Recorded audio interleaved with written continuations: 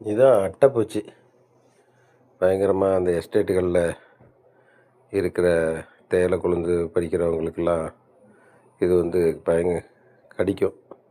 இது பயங்கரமான மருத்துவ குணம் உள்ளது.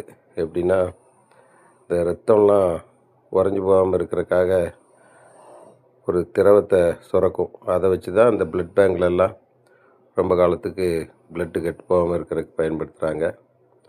அப்புறம் மருத்து போகிற இன்ஜெக்ஷனும் அட்டையிலேருந்து தான். நான் அட்டை நம்ம மேலே ஏறும்போது உணர்ச்சியே தெரியாது. உணர்ச்சியே தெரியாமல் இருக்கிறதுக்கு ஒரு திரவம் சுரக்கும். அதை வச்சு தான் இது பண்ணுவாங்க. அப்புறம் இன்னொன்று வந்து அது எப்படி நடக்குது, கண்ணும் கிடையாது, காதும் கிடையாது. அது ஸ்மெல் பண்ணி நடக்கும்னு சொல்கிறாங்க. அது எப்படின்னு தெரியல. ஆனால் இது வந்து ஒரு ரப்பர் மாதிரி இந்த செவுத்துகள்லாம் கண்ணாடியெல்லாம் மாட்டுவோம்ல, அந்த மாதிரி ரப்பர் மாதிரி வச்சு ஒரு முன்னாடி துந்திக்கை மாதிரி இருக்கும். அதை வச்சு அப்படியே ஒட்டி ஒட்டி ஒட்டி ஒட்டி அது அப்படியே நடந்து ஒவ்வொரு இடத்துக்காக போகும்.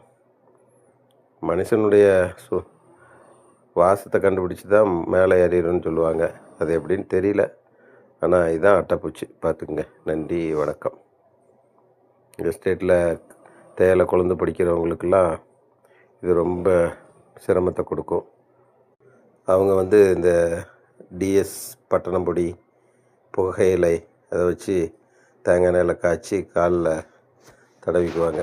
அப்போ அது வந்து உங்களுக்கு ஏறாது.